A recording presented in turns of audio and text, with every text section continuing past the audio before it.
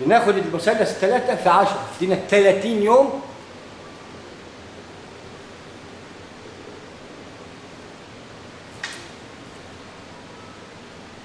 عشان هيروح يرتقي الجبل. القبلة الأولى رقم 1. 2 هو فين؟ ده رقم 2. سنولينك قبلة ترضى. أصله عارف إن الحتة دي موقعها فين. هل هو كده يا رب؟ أيوه، هنا البداية، هنا بكة بس في ليها مشوار حتى تعي مثلث الحرم اللي حرم فيه الدماء والسرقة. مصر، بيت المقدس، بكة.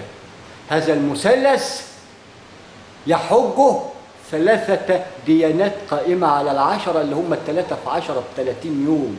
اليهودية، المسيحية، المسلمة. عشرات كاملة أهل العشار. عندما هذا المثلث يتفق بيتبقى اللي زدناهم 10. ايه دول يا رب؟ الضلالة. اصلهم هيضلوا في خلال 10 دول. علشان اللي هيضل ده منين؟ ما هو من اساس العشار. علشان تعي 40 يبقى تورث الذرة حتى لا تطمع فيها. اطمع فيها من خلال العمل. اكسيها نور على نور حتى تؤجر عليها هناك بمقياس. نور على نور. اداك نور العلم. والنور والنار هنا مقياس لا ترونها عين اليقين.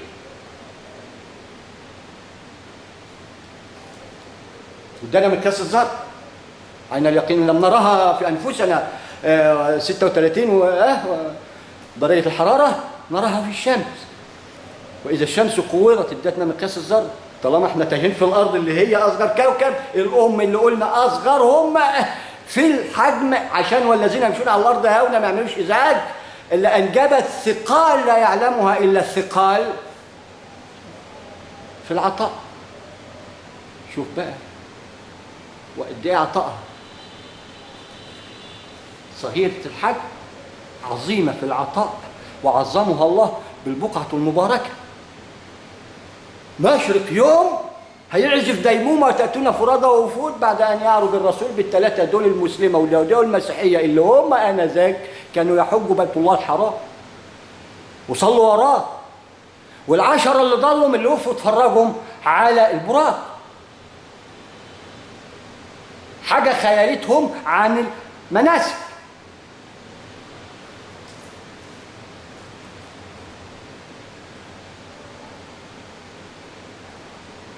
بياخد هنا عرفنا نوع الرسالة بالأرقام 10 وازاي دول اللي يشكلوا الضلال. المثلث ده إما بيحج الكعبة ونزيل ما حولها ويتبقى الكعبة والصفا والمروة يشكل رقم 10. الكعبة دائرة مغلقة تدور منها تشكل الذرة اللي اتنشأ منها أول الأزواج، والواحد اللي يشكل عروج ودرك الصراط بمقياس الذرة القائم على الزوجين الكتلة والهواء. يبحث عن زوجين عشان من وضع 4 باب 4 عن الماء والطعام، عشان نعرف ال4 كواكب دول اللي احنا مخلوقين منها ايه دول. ما خدناش بالنا منهم. نشوف كيفية المربعات والخماسيات والسداسيات.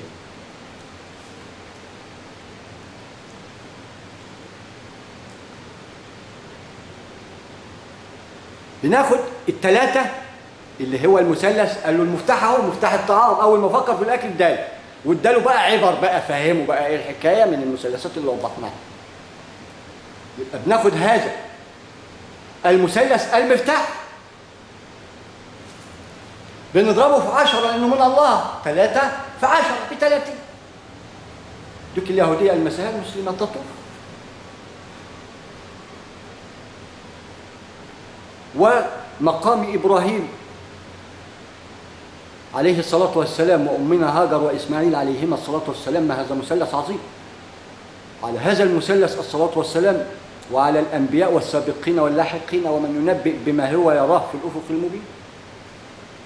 بنرى إلى أن تعي إن المسميات ما تسمتش كده. إبراهيم، إسماعيل، هاجر. ليها نظام. هاجر مثلث نواة الهجرة. الأم اللي هتنجب من يهاجر. مين هو؟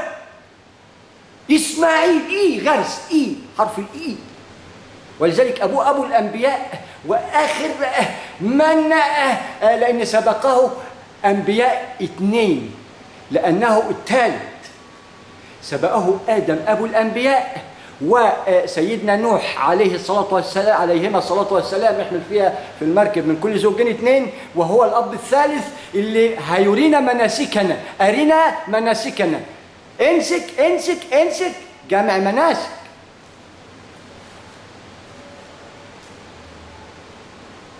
بناخد المثلث، أما هو إسماعيل اللي هيسمع، المتلقي. امال مين المتلقيان؟ ومين الرقيب الأب؟ هكذا أمرك، أيوة أعلم ما أفعل وقلبي يتمزق لأنها هجرة قائمة على ألم له أجر عظيم. يهجر ابنه وزوجته فيما يسمى خلاء كوني. إيه هيغرس إبراهيم اللي من سلالته بقى هتبقى الأنبياء أجمعين، أبو الأنبياء، إلى أن من سبقهم بالنبوءة ومن سيلحق بهم بالنبوءة، ولكن فيه نبوءة من قبل ومن بعد لم يأتيهم وحي، ونبوءة في المنتصف عندما اختلفنا من قبل في العلم، جاءت النبوءة الوحي المجسم إلى أن يوضع لنا هذا الإسلام ويعني البشر جمعاء.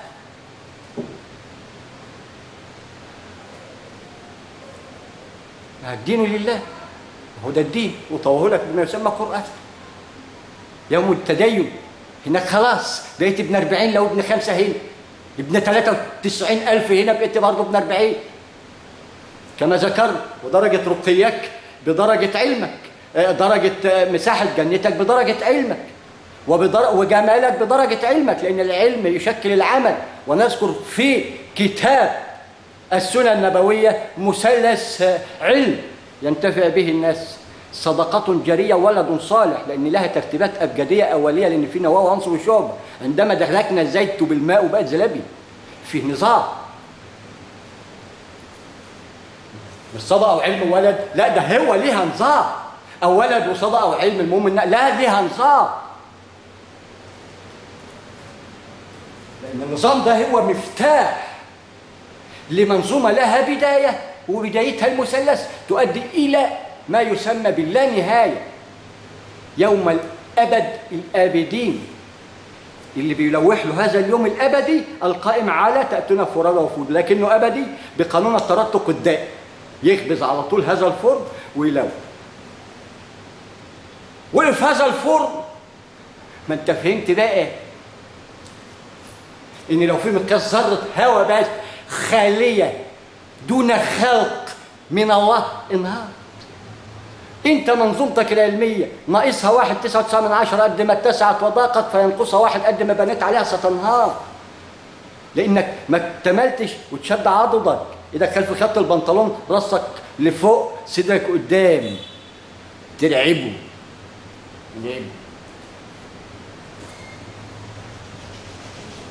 ما هو روح على مدار ديمومة، مش شهر. الشهر ما هو الواحد ده يشكل فم اللي همرر لك منه القرآن كله، وكل حرف فيه كوثر. بديك بداية تكاثر وأقول لك الله معك حتى تعي أين الخير يكمن يا سيدي، وأين نهر الكوثر يا سيدي. لما تعدي الواحد اللي في ذاته 10 ينتصب كامل، سترى نهر الكوثر، لأن هذا الواحد سينشق منه واحد آخر. إسماعيل يسمع المثلث ويوصله للآخرين حتى يكون صلاته موصولة بعد ما يعدي من خلال العلم. والصدقة عشان يوضع لها ديمومة ما تقفش زي ما وقفت مع ناس، أصل ما لقيت من يتقى الله فيها يقول لك إحنا أولى. أنت معاك تعيش، غيرك ما معهوش.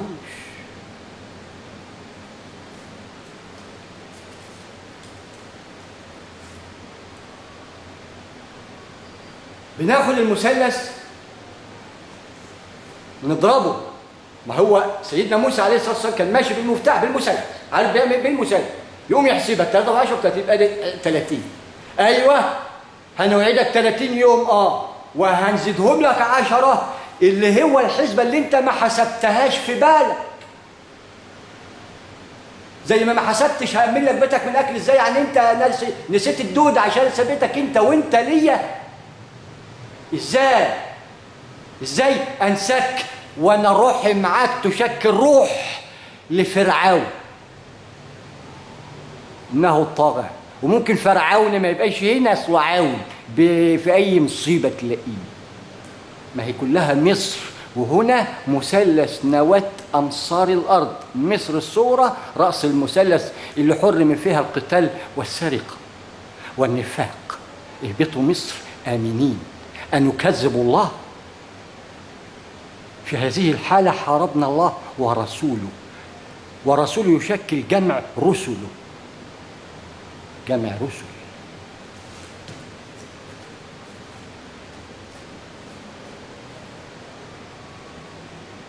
ثلاثة المقياس في 10 درجات، زادهم 10 حتى يبقوا 40 تورث الزرع، علشان 40 دول هتهم والبهايم اللي هيطلعوا من نواة العشار دي خلال زيادة 10 أيام دي اللي في خلالها هينجب فكر السامري على هارون من خلال قلوبهم الضالة الميالة للنفاق والضلال والشرك وترك الرسالة. عينك كما هو قائم الآن، بس كل نظام أصلها ديمومة ولكن بتتنكر خيفة، لأن تعي أن لا خوف إلا من واحد.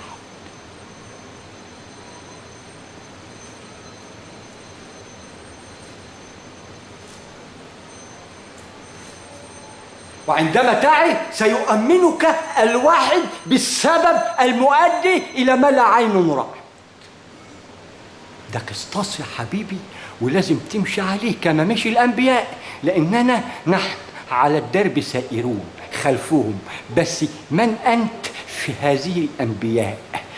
هتبلغ عن مين؟ هتقول عن مين؟ لأن من تقول عنه ستحشر معه. قلت عن الجميع أصاب الجميع، عندما تصيب الجميع بتجيبها من أول الزبور. أعطاك إياها الرسول عليه الصلاة والسلام، الجمع رسل.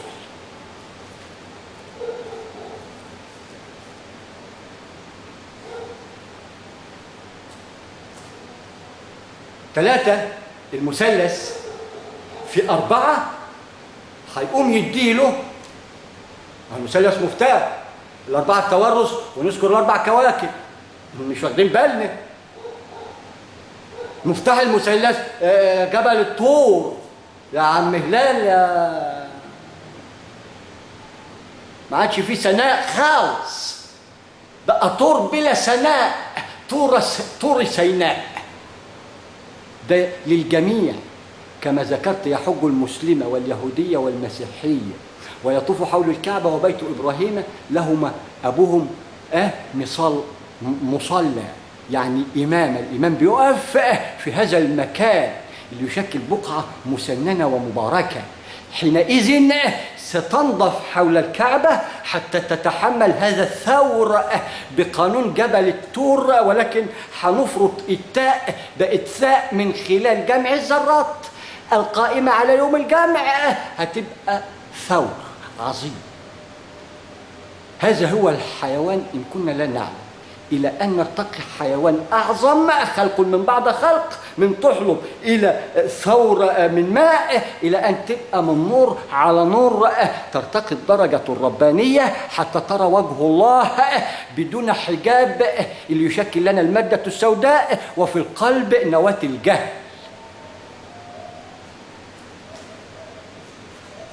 يا سيدي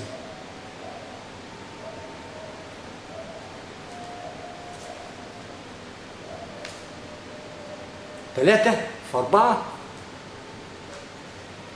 مفتاح بقى ال 12 عين يديك العام. مثلث النشأة يشكل نواة.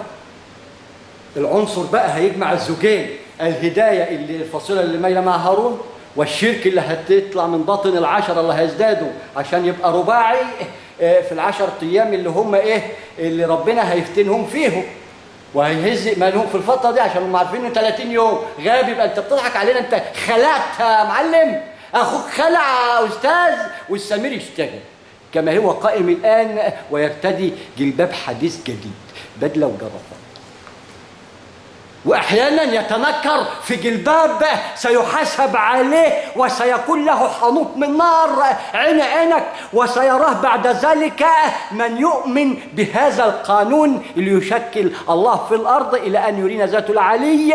والله سبحانه وتعالى يشكل القران اللي انتصب القائم على قراءه الكواكب بالمقاييس المجهريه الى ان يطويه طي السجل للكتب ويعطيه لسيدنا محمد: إن أعطيناك الكوثر. الألف فيه لها بداية مؤدية إلى اللانهاية، العين فيه لها بداية تؤدي إلى اللانهاية، الواو فيه بداية تؤدي إلى اللانهاية بواو الانتساب والتعريف. هنا نبدأ منظومة من الزبر مرورا بالتوراة والإنجيل إلى أن تنهي بالقرآن النواة وما بينهما من ألواح. سنرصد لك هذه الألواح بألواح المثلث الكوني العظيم، قاموس العلم القادم والماضي والحاضر. وعايزك تملمص تاني كويس يا ابو مثلث عدة هندسة ويا ابو 3 ساغ مش عارف تصرفهم في ايه. كلاكما قلقا، لأن لا يوجد ما يبشر بخير، لأن لا يوجد جديد، وتجرنا كفاية في الحرام، ويعني بقى ريحته وحشة وشموه، نفسها قرفته وشمته من خلال الهواء المسرطن والماء المسرطن والطعام المسرطن. ده اللي عملناه في نفسنا، لأن الفلاح اللي ما فلحش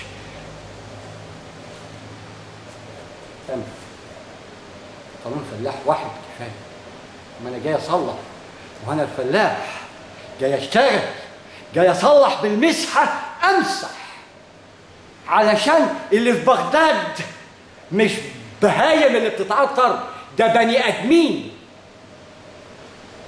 اما يوصل سعرهم الكتير ببلاش ومنهم الى سوريا. مصر هي اكلة من يتقدم بالشر، هي الصيد، هي الصاد. مصر الدائرة المغلقة إذا دخلتها ما انتش طالع التاني، لأنك لبست في الصاد إلى أن ترى الراء ميقاتك، رواحك، ذهابك، مشرقك. عندما ترى الله أمامك، إيه اللي أنت عملته ده؟ ما علمتش إن لو فنت باللي عليها وشمسها طلعت من غربها زي ما سعادتك عاوز، ينشأ غيرها من جديد، علشان في خلق من بعد خلق، إلى أن تتدبر معنى الخلق من بعد خلق في نفسك، مقياس خلق من بعد خلق. وهنا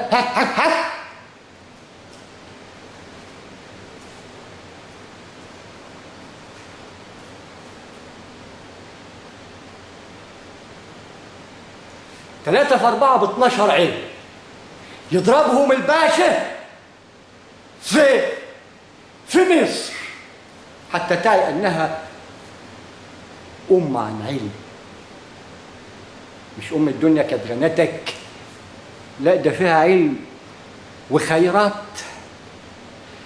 خيرات العلم بس تغني الأمم كافة مع مراعاة وضع الديمومة. يلي بتقول لي يعني إيه مع مراعاة وضع الديمومة؟ يعني مثلث عدة هندسة، خلي بالك لا ينكسر، وإن بأمره لكسره، وحاطط لك مربع وخماسي وسداسي إلى أن تعرف ليه اداك البرجل اللي هيشد لك في نص دماغك السن البرجل ويحيط بك دايرة مغلقة. وهذا المثلث يشكل لك مفتاح، بعد ذلك ترى من خلاله المنقلة يا راجل الطيب اللي تديك النص دايرة، ما بصيتش للمنقلة ليه الميقات اللي تديك الهلال، والمثلث ال30 يوم، والبرجل الدائرة المغلقة أين المفر؟ ما تدبرتش ليه عدة الهندسة دي يلي مش عارف إلا مثلث عدة الهندسة؟ ألم تلم بهذا العلم؟ أليس هو بتابع لهذا المثلث يا أبا جهل؟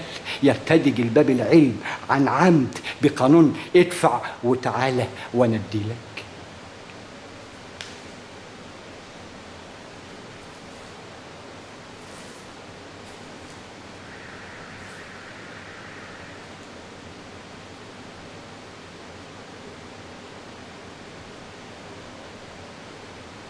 ثلاثة في 4 ب12. 12 دي